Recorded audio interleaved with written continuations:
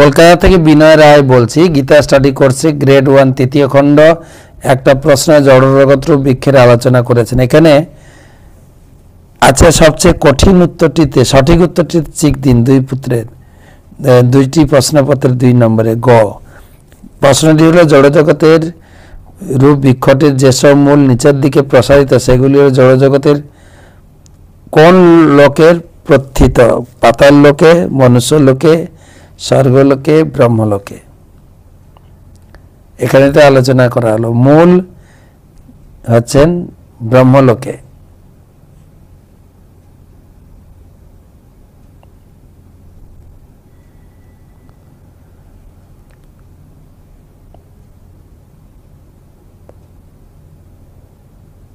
প্রশ্ন করেছেন এগরা থেকে, পূর্ব মেদিনীপুর, নাম নেই। শিবলিঙ্গ কেন পূজা করব?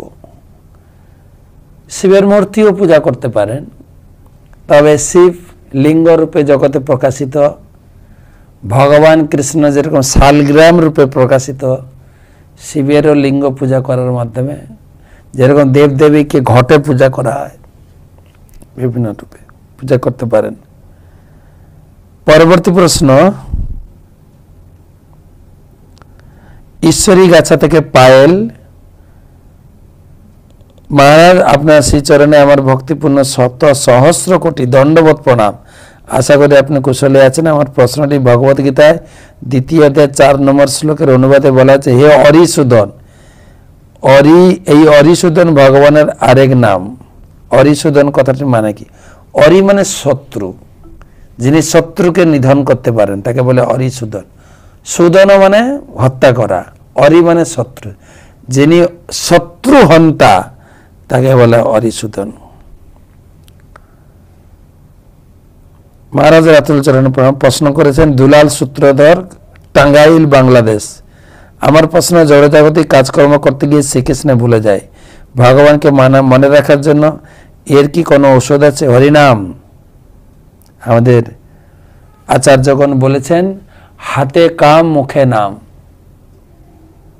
সর্বক্ষণ হরিনাম করতে করতে আমরা কৃষ্ণকে স্মরণ করতে পারবো। যেই নাম সেই কৃষ্ণ, ভজনিষ্ঠা করি, নামের সহিত আছেন আপনি শ্রীহরি। কলিকালে নাম রূপে কৃষ্ণ অবতার। যতক্ষণ কৃষ্ণ করুন নাম করবেন, কৃষ্ণ আপনার সঙ্গে থাকবেন।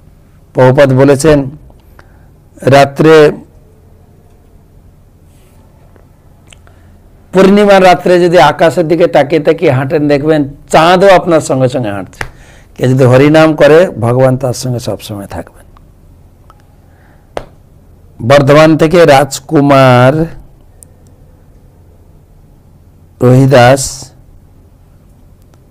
মহারাজ আমার পুত্র 3 বছর সে জপ করে মহামন্ত্র হরিনাম ভুল উচ্চারণ করে, তাহলে কি তার কোনো অপরাধ হবে? হ্যাঁ, আপনাকে একটা প্রশ্ন করি, আপনার 3 বছর ছেলে এখন ভালো করে হয়তো কথা বলতে শিখেছে, বাবা ডাকতে শিখেছে, মা ডাকতে শিখেছে, কিন্তু যখন প্রথম কথা বলে না বাচ্চারা, বাবা বলতে পারে না, ব ব, দাদু বলতে না দ, ম, মাও বলতে পারে না। তো সেই কথা শুনে আমাদের সকলেই আনন্দ হয়, কেন বাচ্চা প্রথম কথা বলছে, শুনে আনন্দ লাগে। সবাই তো অপেক্ষা করি কার নাম বাচ্চা আগে ডাকবে, মা আগে ডাকবে না মাসি? মাসি বলে আমার নাম আগে বলবে, মামা বলে আমার নাম, মা বলে আমার নাম, বাবা বলে আমার নাম, দিদা বলে আমার নাম।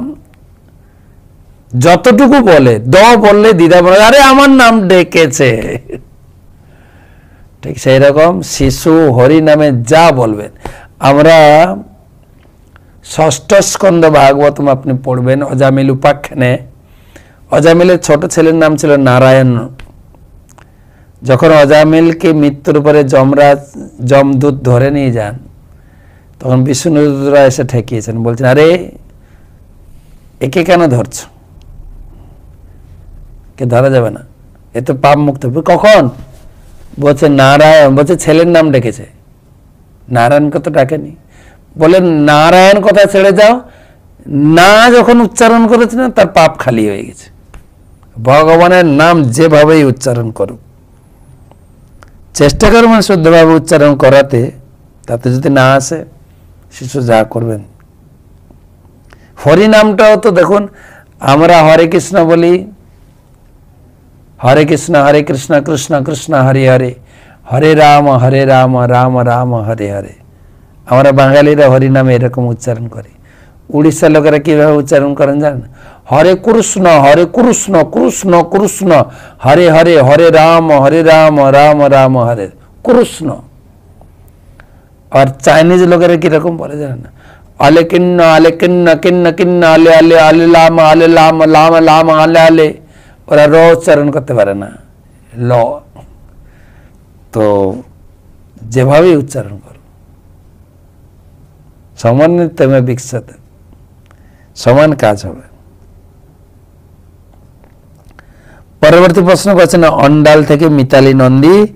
মহারাজ, আমার বাড়িতে অনেক তুলসী গাছ রয়েছে, সেই তুলসী গাছের পাতা ভগবানের চরণে দিই, কিন্তু একজন লোক আমাকে বলল তুলসী গাছে মঞ্জুরি না হওয়া পর্যন্ত তুলসী পাতা ভগবানকে দেওয়া যাবে না, তাহলে আমি কি করব? তুলসী দেবেন ভগবানের চরণে, অসুবিধা নেই। এবং গাছে যখন মঞ্জুরি আসবে, মঞ্জুরিগুলো ছোট ছোট মঞ্জুরিগুলো ভেঙে সেগুলো ভগবানের চরণে ভোগের প্লেটে দেবেন। গাছের মঞ্জুরি ভেঙে দেবেন, তাহলে গাছটা অনেক দিন বাঁচবে। তো আমরা করি, গাছ যখন বাড়তে থাকে, যখন অনেক গাছ হচ্ছে খুব লম্বা হয়ে যায়, তা লম্বা হতে দিই না, আমরা এইটুকু উঠলে ডগা ভেঙে দিই, ভগবানের চরণে, সেখান থেকে গাছটা সাইডে বাড়তে থাকে। গাছের যেরকম যত্ন নেওয়া উচিত সেরকম যত্ন নেবেন, এবং আপনি তুলসী দিতে পারেন, দেবেন ভগবানের চরণে। এরকম আমি শুনি নাই যে তুলসী মঞ্জুরি না হলে দিতে নেই, প্রথম শুনছি আপনার কাছে।